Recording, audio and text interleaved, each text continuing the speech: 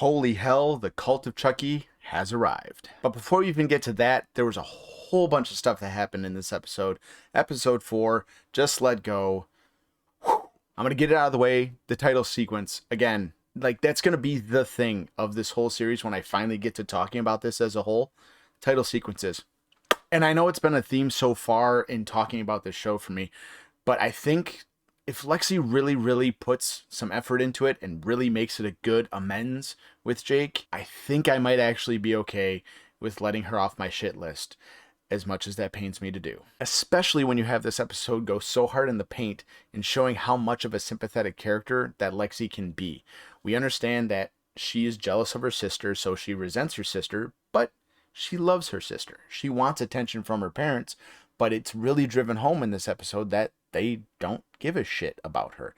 They focus on Caroline, or they focus on the mom, who is the mayor.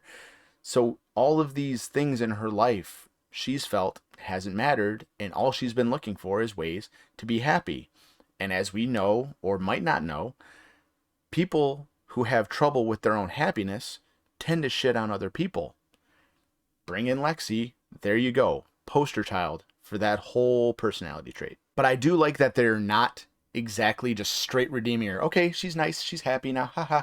No, she's still bitchy, she's still Lexy, and I like that they're playing that up. But also, I like that we didn't get a brush over of, okay, yeah, no, this shit happened, and Jake's saying, okay, we gotta go kill this doll, and Lexi's like, okay, yeah. No, she's like, dude, what the fuck, man? You sent this doll after me to murder me. What the shit? And then we have the drawing the line in the sand moment where you think Jake might actually kill Lexy again, which I didn't have that coming into this episode at all. I'm like, dude, that's it. This is it. This fire, everything. This is it. Jake is done. It's going to be Jake versus Chucky, whoever's on Chucky's team, whoever's on Jake's team, and they're going to clash, and that's going to be the end of it. And then you get that little scene where Jake is kind of losing himself, and then he kind of he nudges her with his presence over the edge, catches her, and has a moment to let her go so that Chucky can kill her. Melty Chucky. We'll talk about him in a second. But then you have the moment where Jake says, no, I'm not a murderer like you, pulls up Lexy. That was the line in the sand. The final line in the sand that for the rest of the episodes, the rest of the 6 episodes, which is insane, the 6 episodes that we have to go, it is going to be Jake trying to stop Chucky. And as I made clear with the way I started this video, Chucky is not alone. If we can see Chucky in the mansion, and then Chucky is running around, that's not an illusion. That's the cult. The cult has officially arrived in Hackensack, New Jersey. How many are there going to be? Don't know. But there can be as many as they want to be there. Because, as we saw in Cult, he can split his soul like he's fucking Voldemort. And with bringing the cult to Hackensack, I have a theory. I finally have a theory of why he's maybe trying to kill Lexy. It's not about killing Lexy. We've seen in promos here and there that Tiff shows up. And it's to this huge fanfare, and she's talking to this huge group of people. What if Tiff is going to try to be mayor of Hackensack, New Jersey? You fucking with me? And that through political power, she's going to have power and be able to, kind of a roundabout way, make it so Chucky can run rampant and they can basically rule the city. I don't think it's a great end game. But that's the first kind of hint that I've got that maybe that's what they're trying to do. They're trying to break down the mayoral family so that Tiff and Nika and Chucky and the cult can all move in and take over. I don't know. It's possible. And speaking of cults, I thought it was so damn cool that we got to see Chucky in the foster home, because the moment they showed this kid have a liking for Chucky and Chucky kind of taking him under his wing, I'm like, that's fucking Eddie Caputo. That's it. I bet. I thought they were going to draw it out longer. I was like, I bet that's Eddie Caputo. And then the whole foster mom calls him out. I was like, love it. Love it. I like that we're getting little hints. We're not just full on diving into his backstory. I like that we're like, okay, yeah, nope, he's been fucked up forever and he continues to be fucked up. I'm curious to see how far they draw it, because they're making jumps in his life. He is a teenager. That scene at the end, that was him aging out of the foster home. he was 18 or 16. I'm not sure exactly what the age out is. If you know, please tell me in the comments, because that's interesting to know. But if he's out at 16 or out at 18, he's out. And he goes and he just lives his life. And he becomes Chucky, the Chucky we know. It just hit me. Oh my gosh. The next flashback we're going to get is going to be Chucky meeting Tiff.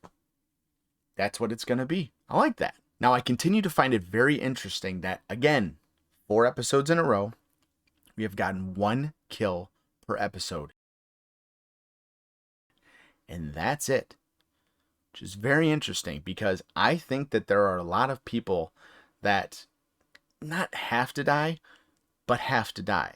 Like a hit list. Like right now, my hit list is Devin's mom, the teacher, Lexy's mom and or dad, potentially Junior.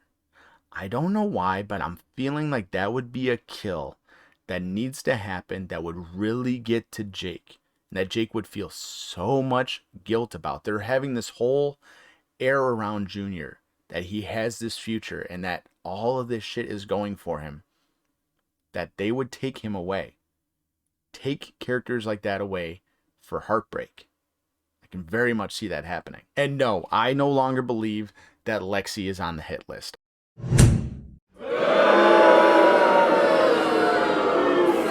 I think, like I said, she is the redeeming character. By the end of this, they will be friends and it'll all be happy and okay, I forgive you for being an absolute bitch about my dad and just being a gigantic human shit piece of being. That was not English, but they're going to have this redemption arc around her. Or maybe she'll sacrifice herself. I don't know, but I think that, yeah, she's one of the good guys now. We have to talk about the new Chucky Myers look. The whole half-burned, coming out of the fire, looking like ass doll look. I love it. It's so, the way they handle it, and the fact that he still moves, and he's all kind of messed up on this side, but it's a new look. And what I think they're going to do, and they kind of did this in Cult, is that's going to give us indicators of which Chucky. Now that they're bringing in the Cult, we're going to get which Chucky, because there'll be Melty Face Chucky, and there will be the Tommy Chucky, the one we're going to be introduced to next week, that I don't think is Tommy. I think that's another good guy doll. So potentially there'll be 3 Chuckies rolling around, and then they're going to bring in Tiff, and it's going to go crazy. But before we get there, I think we're going to get quite a bit more of Melty Face Chucky, and I like the look. I like digging into that look. I want to see that continue. I hope they don't just kill him off. I hope that's a look that we can see for quite a while moving forward. Now, a couple final thoughts. First, I think this might be my favorite episode so far. You get all kinds of character development. You get Devin learning more about Chucky. You get Jake and Lexy. They're kind of coming together. They're dealing with their problems. They're not obviously buddy-buddy. You get more development of what's going on with Logan and Junior and kind of that whole thing. And you get all of this just, it's getting to a fever pitch. Everything is building up. Everything is building up. And you get the clear just, this is war, fuckers. Straight up. We are going to war. You 3 versus me. Let's fucking go. But it's not going to be those 3. By the end of this, Junior's going to come into the battle. I think Logan's going to be part of it. I think they're going to kill his wife, Aunt Bree. I'm not actually going to be mad to see her go, because every sign that we have is that she's a cheating bitch, and fuck those people. And that doesn't even mention all the legacy characters that I keep mentioning have to be coming. We know Andy and Kyle and Nika and Tiff are all coming. Maybe we're going to see the Glenda kids. I don't know. But I know that more characters have to come. More characters have to die. And we have 6 episodes left. I know I touched on it earlier, but 6 episodes. We've been through 4. There are 10. So there are 4 episodes. It got to 4 to draw the line in the sand. And now it's going to be a 6-episode battle with the Cult of Chucky.